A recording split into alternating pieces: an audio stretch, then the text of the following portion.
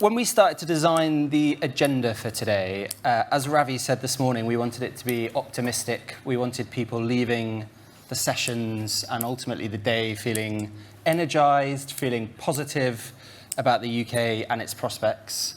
And yet here we all are at an event about immigration, the US, and in the slot immediately after lunch. So we are putting our search for optimism to the test. But more seriously, we wanted Policy Live to focus on the biggest issues of the day. And I don't think anyone here would disagree that migration is one of the big issues in UK politics at the moment. Ipsos put it number one on concerns for voters in the UK last month, and for understandable reasons. In 2023, net migration hit an unprecedented 900,000. The last year saw record numbers of asylum claims, and the cost of the asylum system is 10 times what it was a decade ago. Now, this crisis, like most crises, can feel uniquely British. Small boats crossing the English Channel, hotels being used by the government as temporary accommodation. But the reality, as ever, is a more global one. In Europe, countries like France, Italy, Germany, and the Netherlands see many more asylum applications per capita than we do here, and their political landscapes are shifting, just as ours is. But it's not just Europe. We're here to talk about the US. I think the US offers this government a warning, but it also offers some rays of hope. I'm sure many of you are, or have your own interpretations of the warning bit. Stop clicking, sorry. Nervous tick. But hopefully, over the next 45 minutes or so, we will get into the rays of hope. We will find you some rays of hope. And to help us do that, I am delighted to welcome Frank Sharry. Frank is one of the leading immigration strategists in the US. He's worked in US migration NGOs over the last 30 years, and in 2024, he was asked to be the lead advisor on immigration policy to the Kamala Harris presidential campaign. Frank is currently doing some work with British Future, a UK-based think tank focusing on integration and migration, which means he's perfectly placed to help us identify the lessons we should and shouldn't be learning from the US. The plan is for me to ask Frank questions for about 20 minutes or so, and then we'll open up to the floor. So please do think of questions as we go. So Frank, last summer you got a call from the Vice President and her team asking you to advise them on immigration policy. What were your first instincts when that happened? What did you make of the job facing you? 107 days, what could go wrong? Obviously, it was a time of a tremendous tumult in the Democratic Party. I was working for Joe Biden one day, and the next day I was working for Kamala Harris. I have to admit, I was a lot happier than many of my colleagues who were long-time Biden loyalists, and I was a big fan of the transition to a new candidate and to Kamala Harris. The challenges were formidable. Joe Biden did not like the immigration issue. He didn't want to talk about the immigration issue. My friends in the White House used to say he used to pound the Resolute desk in the White House saying, this damn immigration issue is going to thwart my agenda, which means immigration was not seen by Joe Biden as part of his agenda. But of course, it was part of the American people's agenda because it was the number 2 or 3 issue in the election. Clearly, the issue of cost of living and inflation was the driving force in the election. But the biggest advantage that Trump and the GOP had in the campaign was on immigration and border security. And that resulted from Joe Biden saying, I don't want to talk about it. His communications advisor infamously said in 2021, again, in the back room, every day that immigration isn't on the front page is a good day for us. Unfortunately, immigration was on the front page most days because scenes of people massing at the southern border, coming into America through irregular channels to ask for asylum was growing enormously. And the numbers are kind of stunning. And we just let this in that in the first 3 years of the Biden administration, the average per year of people who entered illegally to then apply for asylum was over 2 million a year. Now, we have a legal immigration system that admits, until this administration came in, approximately 1 million a year. So on top of 1 million a year through our legal immigration channels, 2 million were coming across the border. And the images were they just overwhelmed the debate. So as Biden stayed quiet, Trump and the Republican Party got loud. The narrative vacuum was filled by Republicans saying it's the Biden border crisis. The Democrats are the party of open borders. And then they started to play with this right-wing conspiracy of the invasion and replacement. They would say they want to import these immigrants because they want Democratic voters. And that sounds crazy, and it is crazy, but in right-wing media circles, it took on a tremendous amount of momentum. So by the time Kamala Harris won the nomination through a voting process in the party to be the nominee, the issue was Joe Biden's worst policy issue. And because she was his VP, she was tagged with that with that association. She leaned into it. She decided to say, wait a minute, we're going to have a balanced approach that controls the borders and protects refugees and admits immigrants, legalizes undocumented immigrants, but in the context of control. You might say she mastered the art of speaking about control and compassion as an essential synthesis, something that relates to our discussions about the UK. So, but it was too late. She did a major policy speech. I thought it was a terrific speech, by the way, as you can imagine. But nevertheless, it didn't break through enough. It coincided with the numbers coming down, and we'll talk more about the reasons for it because it's so relevant. But as the Biden administration actually started to bring the numbers down in a really significant way, so you had Harris leaning in, the numbers coming down, and we thought maybe we'll pick up some momentum. Maybe we'll diffuse the issue in the home stretch of the election. And in interview after interview and focus group after focus group, what voters who were upset about immigration and deciding who to vote for almost universally said, it's an election year trick or stunt. And if you could do it in year 4, why didn't you do it in year 1? There was such disdain and such Biden's silence on the issue was interpreted as indifference or incompetence. And so it really hurt Kamala Harris's attempt to lean into the issue and define herself on it. And just to give you the end political result, the electoral result, of all the issues, immigration and border security was her worst issue. Overall, among voters, she had a 20% gap between Trump and her. And among swing voters, particularly those who've decided late and often decide American elections, it grew to 42%. So you just see how, and this is the consultant saying to Biden, don't talk about the issue, it's a Republican issue. The counterintuitive fact is that because he did so, he actually hurt the Democratic Party and Kamala Harris's chances to win in 2024. And we didn't just lose an election. We could be on the verge of losing our democracy. We'll talk about that later, I suppose. Thank you, Frank. I do want to come to the sort of the positives, as you said, and what we saw in the last few months of the Biden administration. But you talked about the big challenges being one of prioritization, not wanting to prioritize the issue, pace, going too slowly, and sort of misreading the politics. But were there policy problems that Biden just failed to grapple with during the sort of first part of the administration? What were the policy drivers? Yeah, I mean, in fairness, the numbers overwhelmed the limited capacity to process people. So it wasn't like they said, oh, we don't care. They were muddling through as best they could. How do we handle, 40,000 unaccompanied minors in 3 months? What do we do? Let's find facilities.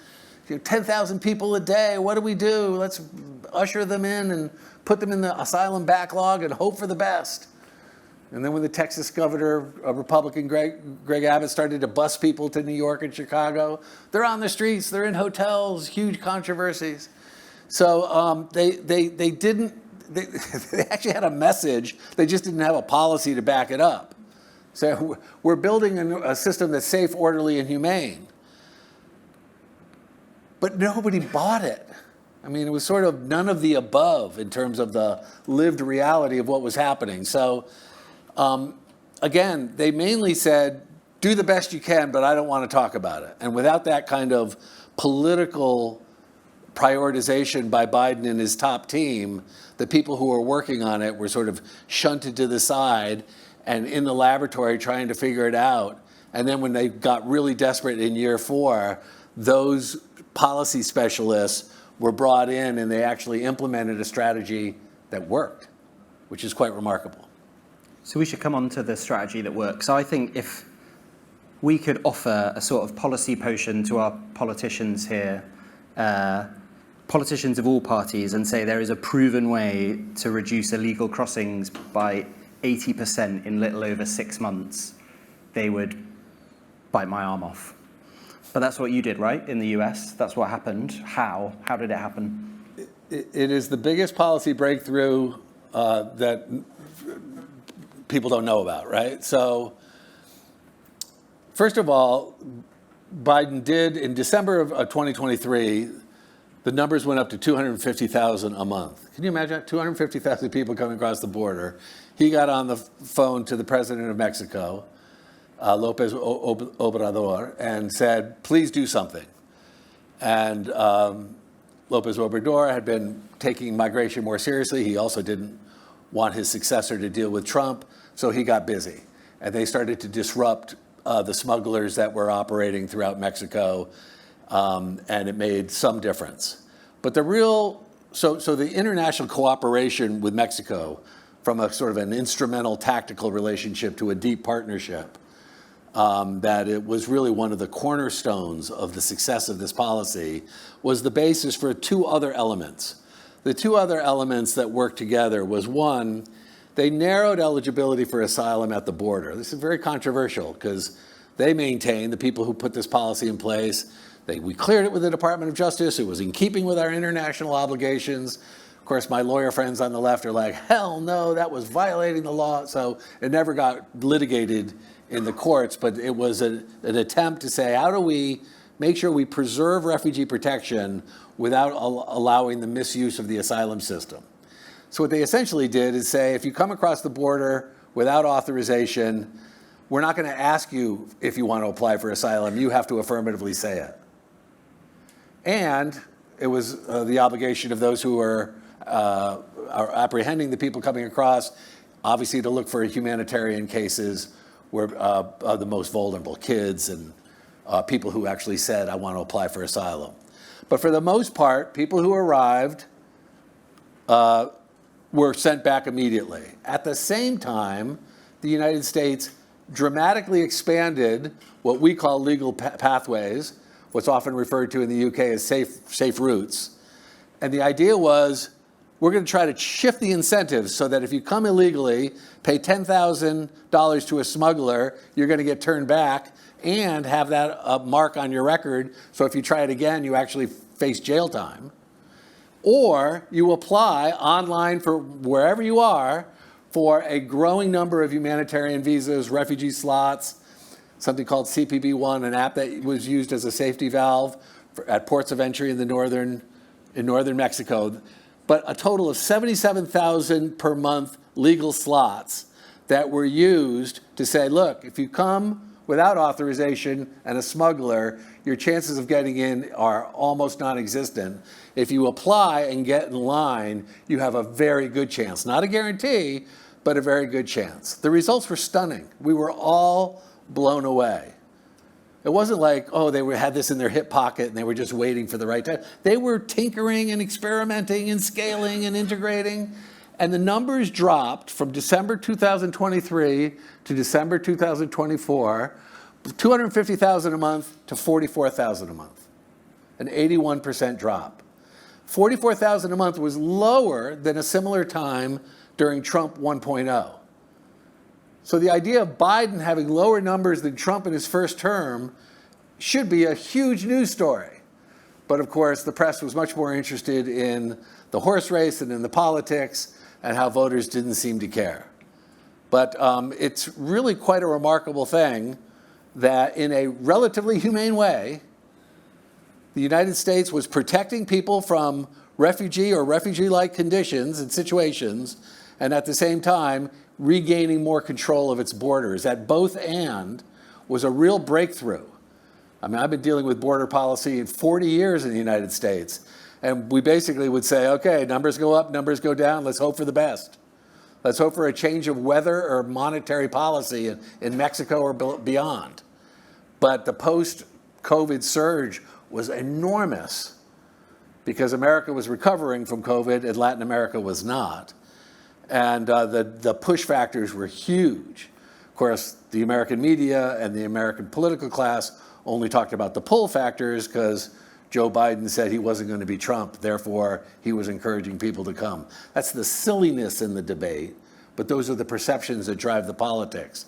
The policy breakthrough, underappreciated, underreported, and I think perhaps a really good model for the UK to look at as it deals with the small boats challenge.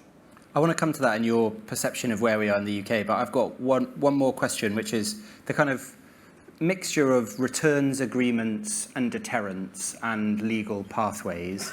I think in the US and the UK and our politics, politicians are very comfortable talking about returns agreements and deterrence, but are so nervous about legal pathways, and will always talk about there not being political space to do that until we've got the problem under control.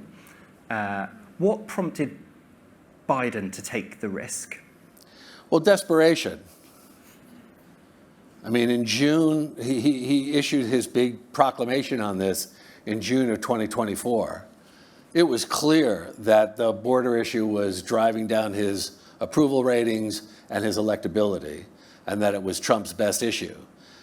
I imagine the first time his policy people went into the White House and said, Mr. President, here's the plan. We're going to raise numbers to get control. And I'm pretty sure the first response from Biden and his top people were, what? You're going to increase safe, legal, organized routes in order to bring down people crossing the border illegally? We don't get it. Because it seems like it's a binary when in fact it's a both and. They finally got the administration to scale the numbers high enough to have the deterrence work with the numbers that were coming.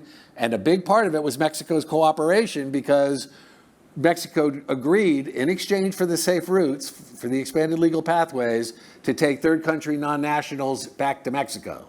Venezuelans, Cubans, others who could not be deported to their country. So the fact is that the deterrence became real, the safe and legal routes became real, the international cooperation became real, and the drop in irregular border arrivals was stunning. So what are the lessons for us? You've observed where we're at in the UK, what's happened with the UK-France deal. What are the similarities and what are the lessons? Well, let's stipulate that obviously different, there's a lot of differences, but let's focus on some of the similarities. You have a situation where, much like Mexico was needed to cooperate, France is needed to cooperate with the UK. I think it's been underappreciated. I think the UK-France agreement could be the beginning of a real breakthrough on this. My fear, quite frankly, is that because it's a pilot project and there's this talk of we need to have a proof of concept, that they'll go too slow, too small. See, there was an iteration of this three-legged strategy in 2023 that failed because it wasn't scaled and integrated enough.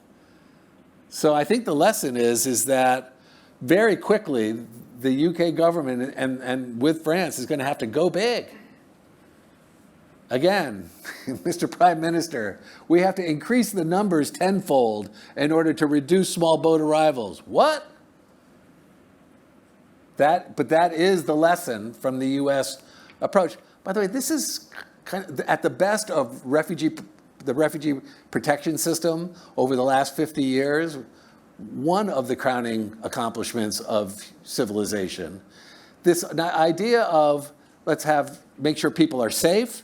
Let's make, not everyone's going to be resettled or have a chance to move on to another country, but there's a system of protection, safe haven, organized routes, resettlement, solidarity mechanisms. That's what a workable international refugee protection system looks like. So in some ways, what the US-Mexico approach and what the UK-France approach is kind of reconstructing on a regional basis something that has been tried and tested for decades in the refugee protection system. So the idea is that if it's scaled where safe routes are big enough, it will change the incentives so that if you're a migrant in Calais trying to figure out your options, you're more likely to get into the queue rather than get into the small boat. Because if this way you're spending 5,000 quid to go across in a dangerous crossing with a high degree of being returned, and in this way you have a chance of being screened, vetted, provided with a community sponsor or help secure a community sponsor, you get in with work permission, and you come on an airplane rather than on a small boat, you can see how the incentive structure can shift very dramatically if the numbers are right. The good news is that by scaling up safe routes, you don't have to keep them. It's not one for one the way over time. It's enough safe routes to, dare I say it, smash the business model of the smugglers. And then once that happens, and as people see that it's much better to get in line and give the legal routes a chance, the smugglers are not all out of business, but undermined significantly, and you don't need to have the same level of legal slots in order to achieve the goal of regaining control. I'm going to come to the floor, so think of your questions, but I've got one last question before I do, which is you have spent, since almost the election time over here, talking about the lessons from the US. Are you confident we're going to learn them? Well, first of all, I have to give a shout out to my boss, Sundar Katwala, the head of British Future. I hope I'm doing okay, Sundar. Okay. And we have, by the way, just a little promo. We're co-authoring a very extensive report that's coming out next week on how we can stop the boats by using control and compassion as really a governing philosophy. And so we look forward to it. We have some terrific polling data that shows that the UK public is ready for this. But the U.S. is obviously, there's a policy story that was underappreciated, and there's a political story that the world knows. And I in some ways, I just want to scream, don't do what we did. Don't let this issue put your democracy at risk. Don't let the right-wing populists weaponize this issue in their quest for power with their simplistic slogans and their hate-mongering and fear-mongering to undercut a nation that just wants to do its bit to protect refugees and to have its sovereignty respected. There's an option. There's an option that can work. And I think if the Labour government would go big and be bold in doing this, that there's a chance that you may not suffer the fate of armed agents knocking down doors and arresting housekeepers throughout America and sending them to foreign gulags without due process. And you say, oh, it can't happen. That's what we said. That's what we said. Oh, he won't do that. And he's not only doing it, the guardrails don't seem to be stopping him. How's that for optimism? I was about to say, I Who's promise feeling we'll good? get back to optimism. Questions from the floor? Lots of questions. I'm going to take them in groups of 3. So can I get the lady here, gentleman just in front, and then the gentleman in the middle? Hi, thank you for taking my question. Hannah Waltz from the British Academy. You talked a lot about legal pathways, but how do you think concerns about sharply declining birth rates in the UK and in the US are going to start affecting conversations around legal pathways in the coming decade? Because I think it's something that's not really playing into conversations around immigration right now, but especially in the UK with a lack of viable legal pathways, with an aging population that is not going to be able to be supported in the coming years. Yeah. How do you think that will start changing the conversations Got around it. legal pathways? On the theme of compassion and control, how are you envisaging that the compassion messaging reaches some of the fringes of our society? Because, for context, I live in a sleepy medieval market town in Kent, and last weekend there was a peaceful protest outside a building housing unaccompanied refugee children. We seem to be quite far from a place of compassion in some areas. Great questions. Pressure's on. Pressure is on. Congratulations on the policy, which is amazing. But I'm interested in the legal slots. So, and the queue in the legal slots. It seems to be part of the compassionate messaging has to be this solution allows us to triage to the most deserving and the most in need of refuge, given that there's a cap on legal slots. Is that something which you were actually doing? Was it first in, first out? Exactly. You delivered. That was a great question. Wow. Okay. We're getting serious. I like it. So our friends at More in Common have done, and British Future has done this as well. What's really important that is, it actually gets to your question as well, where is the public on these questions? How is it that in the UK and in the United States we have aging populations, huge labor market demands, and migration is seen as a bad thing? What's important to understand is that while there's about a quarter of the country that is hardline, and this is both in the US and the UK, hardline, we don't want them, keep them out, not a good thing. But it's only a quarter of the country. And where most people are, right? There's those of us who are more open and boy, isn't this a great thing? But most people are what Sundar refers to as balancers. What they're concerned about is not so much the numbers, but is the control. And we see the same thing in the United States. In fact, all throughout Europe, if you get control handled as part of a strategy, it actually unlocks and unleashes, even turbocharges generosity and compassion. So if we can manage refugee flows so that we're protecting people who are eligible in various ways and having organized routes about who's coming into countries with supports for people to integrate, and we've got labor market needs, as most countries in the Western world do, then there's more public support for it if they know that the government is minding the store competently. So you have to understand that this control and compassion really does work together. It's not some tawdry trade-off. It's kind of essential elements of a workable migration management strategy that can then unleash support. Now, in the United States, Trump is going after all the farm workers and the construction workers, and the business community is saying, what the hell? These workers are essential for our labor market model. And now the mainstream economic analyses are all saying, oh my God, Trump's immigration policy is a drag on growth.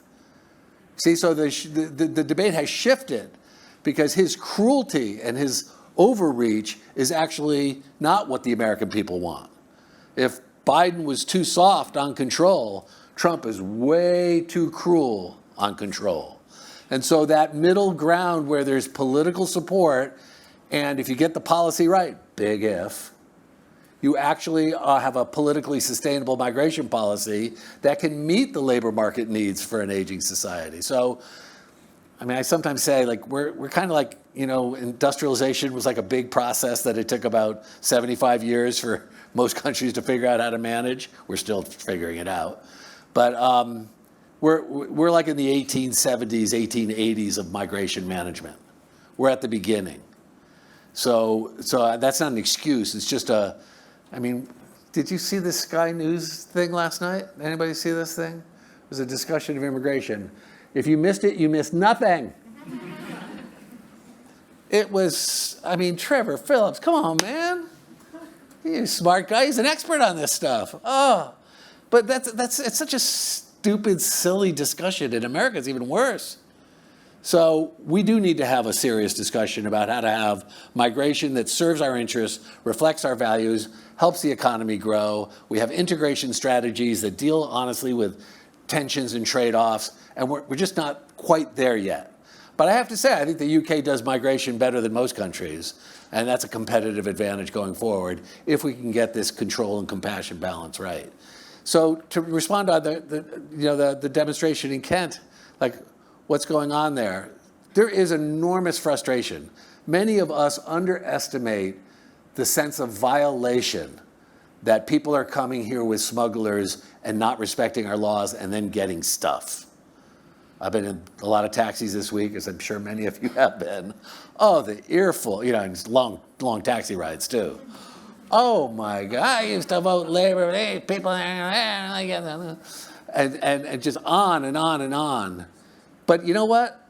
If those folks are given a solution that says, yeah, it's about respecting our sovereignty and it's about making sure that we do our bit to protect refugees, not all, not the haters, not the folks who are like, we don't want any controls, but the majority in the UK says, you know what? That sounds like a workable solution. Let's do that. So I'm not so interested in convincing the taxi driver who we've lost. I would be interested in how we can talk to balancers in a way that can mobilize a majority in support of pragmatic and humane policies. And then the question of triage. Say it again. I just want to make sure. So in your legal routes, are you applying criteria for who comes in? Yes. Thank you. Yes. To those most in need of the refuge. We identify these criteria in the report. Do you see I got another promo for the report? In this. And so yes, we think it should be capped, but on a monthly basis to allow for flexibility. There should be comprehensive vetting. The public demands it, of course. A big criticism is these young men come and we don't know who they are, right? Well, let's make sure we do our best to know that people who are coming in are properly vetted. What should be the priority? Our view is that it should be the people who are, have the most compelling persecution and refugee stories and cases. There are others who suggest, well, maybe family should be a factor. Maybe there's a way to incorporate both of those factors. But yes, the refugee protection system should indeed prioritize those people who are most vulnerable. That's not to say that people should be not given a chance to make their case or that we shouldn't protect people somewhere. But the point is that, it'll be really interesting to see how that policy gets identified. I would support the idea of something in the US that worked, is that individuals who come in are sponsored by community sponsorship programs. It's something that worked fabulously well in the United States. And a lot of them were Republicans. The Rotary Club was sponsoring Haitians who were coming in on humanitarian visas and, loving it. In Florida, the most anti-immigrant state now in the country. So to involve people in a meaningful way, to support newcomers, and also as a really terrific integration strategy. More questions. I know lots of people have got hands. If you've got more of a comment than a question, I was going to say why not put it on social media instead, but this probably isn't the topic. So we'll keep them brief if we can. I've got one here with the gentleman at the back who you're closest to, Tim. Gentleman just in front. And then the woman here. Britain and the US have long histories of successfully assimilating immigrants. With the decline in birth rates in many other countries, how pessimistic are you about the future of South Korea, Japan, and so on? Because it seems to me they're societies that could literally collapse because they're no good at breeding and no good at accepting immigrants. I'm gonna dodge that no good at bleeding part, but go ahead. Oh, thank you for taking my question. My question is, do you think the debate on immigration is usually people casting their own agenda on this vessel because immigrants is the least powerful in society that usually don't have a voice? So how do you tackle that? Because immigrants is the symptom, or quite often the symptom. Yes. How do you shape this public discourse? Great questions. And last one. How do the different histories of colonialism in Britain and America affect, the way that it's, maybe they don't. Maybe no one's thinking about that. But the way that it's thought about. I laugh because, culturally. Our history is, we broke free from the Right. colonizers. Yeah, that's a really good question. That's probably one for my colleague Sundar rather than me, but let me, I'll try. So, different countries are going to have different strategies with regard to the demographic challenges going forward. So, Japan is, they've made a big emphasis on having technology deal with their labor shortages. And but they're expanding immigration, at least somewhat hesitatingly. I do think that, there's a lot of talk in Europe, for example, about Denmark. Wow, how did this socialist coalition, they're so tough and forced assimilation policies and taking jewels from newly arrived people. It's like, wow. But you know what? What I've come to realize is that every country, UK, US, Canada, Australia, Denmark, South Korea, there's a sweet spot in every country that's different. And you've got to align the policy and the narrative and the electoral politics in a way that works. So I'm not sure there's going to be a huge pro-immigration push in Japan. There may be a begrudging growth in that direction, more temporary than permanent, and maybe they'll struggle with all of the way that temporary programs sometimes lend themselves to exploitation. But I do think that the UK and the US, I think Canada, Australia, and Germany is sort of right on the edge there. It's like how to maximize migration as a competitive strategy. And I have to say, I just think if we get if the sense that refugees are being protected, but in a more managed and controlled way, it is going to create a lot more political space. Canada has geographic advantages. Even Australia has geographic advantages. And so they're focused on how to make their legal migration policies work well. Up, down, little down, more skills, less family, more labor. Fine. They're kind of in the vanguard of how do we have organized, controlled routes that serve our economy, that reflect our values, and that are politically sustainable. And I have a certain respect for each country's politics. I mean, I criticize some of my friends on the left of the United States because I whacked the thing, didn't I? Because it's like, well, we're moving the Overton window. We don't really care about public opinion. Well, I'm not so sure that's smart, given that we just paved the way for Trump to get elected.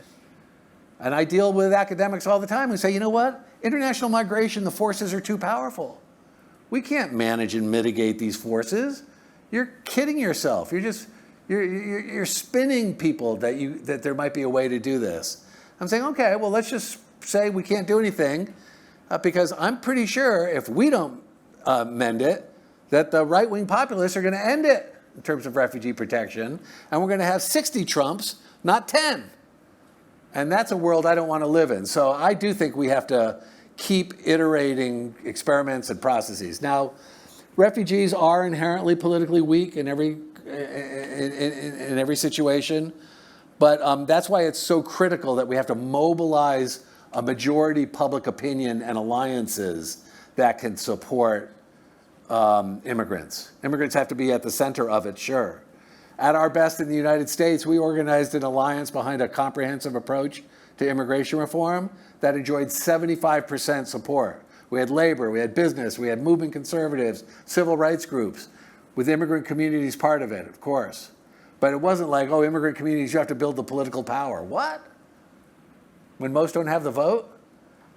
So it really does require, in the UK case, it's why the reform is organized vertically on immigration, high salience, strong feelings, top priority.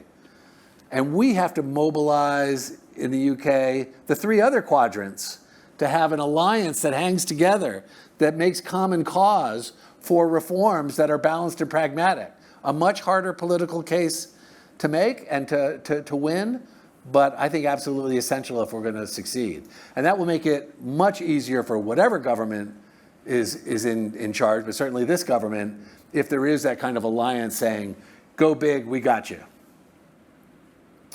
And then the third question, the colonial, I don't know. Sunday, you got anything on that?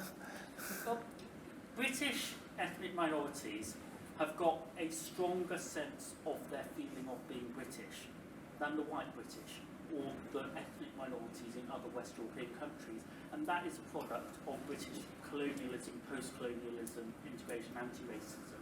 And Belgian post-colonialism and French post-colonialism have operated differently. And we don't ask about that. German non-colonialism, working out that the Turks are staying and you'll have to make them German, is a shift in the direction of integration. So when we do it well, I think Britain and Canada probably compete for being the countries that could be most confident about being the countries that could be most. Britain and Canada could compete to being the countries that are most confident about being multi-ethnic democracies, and it'd be nice to have a bit more competition from other countries. But we can't change the past. My parents are from India and Ireland, so I'm a product of the empire. But every single person who lives in London, Bristol, Liverpool, or Glasgow is the product of an imperial and post-imperial society. So we have to work out how to handle the truth about the past and the future we want to have. So we've got 2 minutes left. I've got a couple of final questions for you, Frank. And I've got 15-minute answers to all of them. If you could go back in time to one point in the Biden administration and make one change, what would it be and why? And if you could go into the future, 10 years, what are you optimistic about will be the case for migration in the US? You heartbreaker, Joe.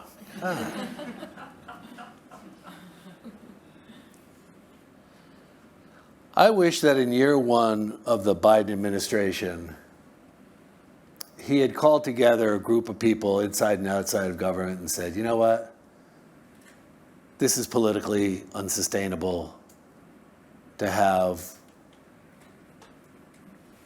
2 million people a year coming, a monthly level of 2 million people coming a year. We need a Democratic Party solution that is true to our values and responds to the legitimate public demand for respect for our sovereignty. And I think if he had done that and provided some political cover for smart people who were doing good thinking, we might have by year two come up with the approach that was adopted in the second half of year four. And that could have changed history. I don't know, we'll never know, but if you sense a bit of desperation of why some of us want labor to get on with it soon, it's because the cost is so high, which gets to your second question. In 10 years, the US,